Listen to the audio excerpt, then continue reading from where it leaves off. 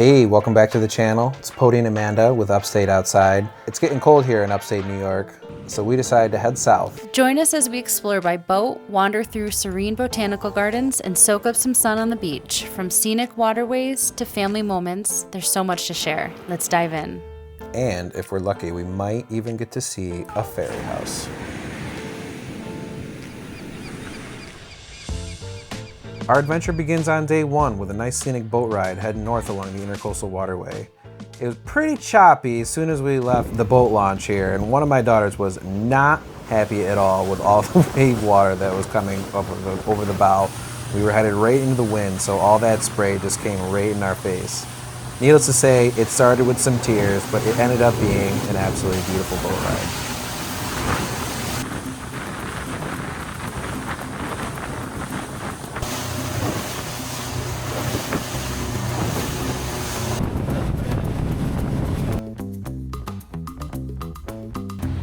On our way up the Banana River, we passed through the Mathers Bridge, which is such a cool piece of history.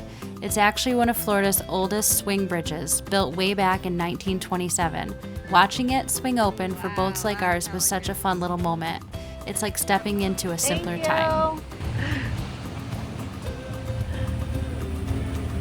Thank you. Mathers Bridge, Captain. Have a great day. Thank you.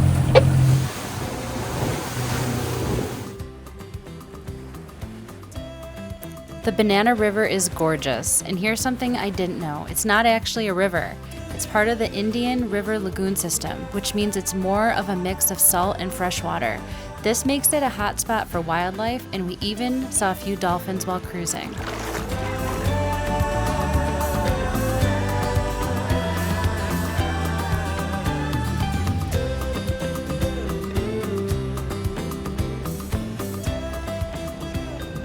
We stopped for a quick bite to eat at Dolphin's Waterfront Grill. I had the most amazing poke bowl, and my girls absolutely loved their fresh mahi. Get your life jackets on, ladies.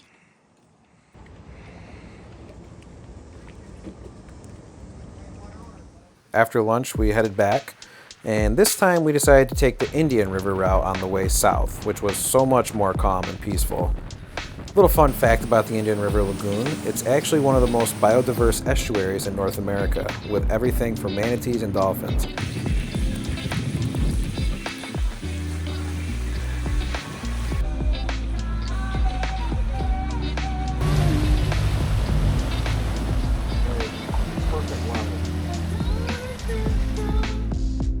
After our first day on the water, we decided to slow things down with a visit to the McKinney Botanical Gardens.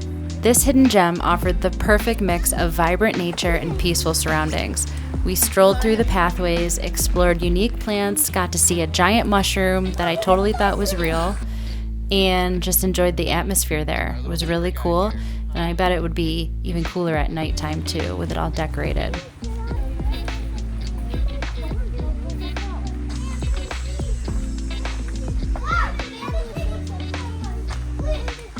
This is cool. The children's section of this place was absolutely incredible.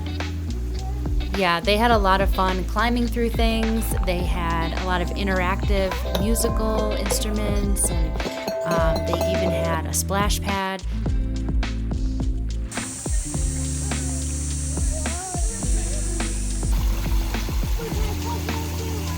They even had this really neat fairy house, which my wife absolutely loved. I've never seen a fairy house in real life, so this was really cool. It had a little mushroom fairy garden. Just so whimsical, so fun. Ooh, all right.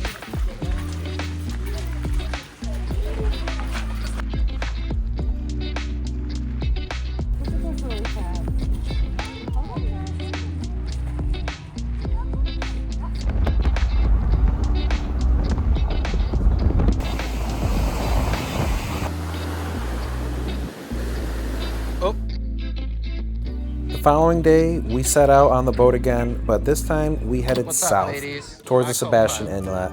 We explored some spoil islands, we got some lunch, and we just enjoyed an absolutely stunning day out on the water. Beautiful day.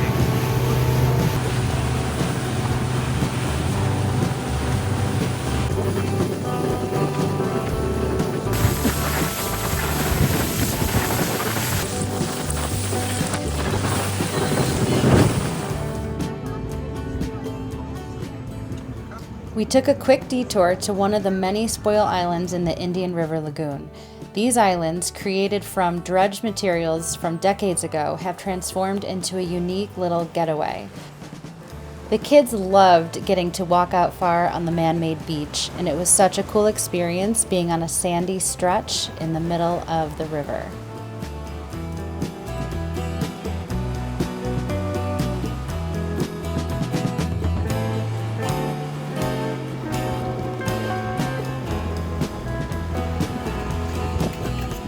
Not yet. I don't know.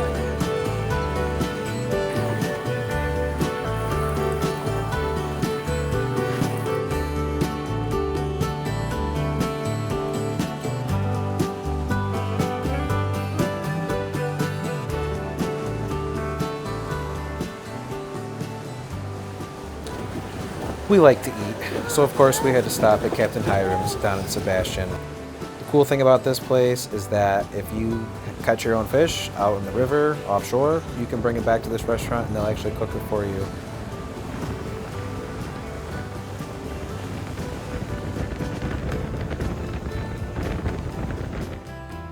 While the ladies stayed back to relax by the pool, I hit up my favorite golf course in the area, Baytree National. I lose about 15 balls every time I play there, but I absolutely love playing down there.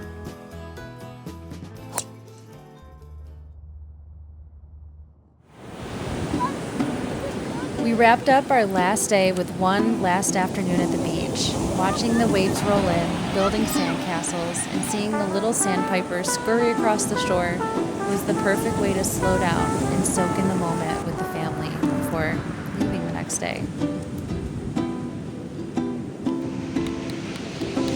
What was really neat since we were visiting the Space Coast is as we were stepping out of the beach, we actually saw one of SpaceX rockets take off. It was cool because we had tried to see one the day before and it got canceled. So just an impromptu, unscheduled walking on the beach, and there it was in the sky.